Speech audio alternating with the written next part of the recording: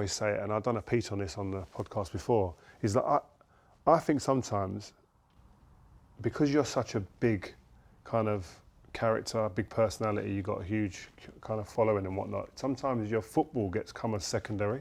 And how do you think that? And if you do, what does that make you feel sometimes? Because I know how passionate you are about your game.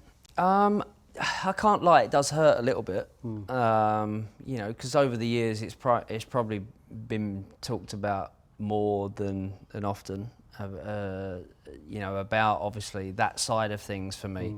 But I suppose it was always going to be, you know, mentioned at some point, because obviously, you know, I had obviously the career that I had, but then I had something outside of my football as well that, you know, wasn't as important as the football, but now it's what I do. You know, so I knew that at some point when I finished playing, I was going to move into the business side of things, and the things that I did, you know, during my career would help that side of my business, and it has. So I'm very lucky. But obviously, I'd rather people turn around and say that he was a great player, you know, or a great person, or, you know, won what I'd won. But I think people are still starting to talk more like that. I think the documentary that I did, obviously recently, I think reminded people maybe of the player that you were the shit. I suppose what I'd won and how I won it, and the decisions that I made. I think that the documentary helped that.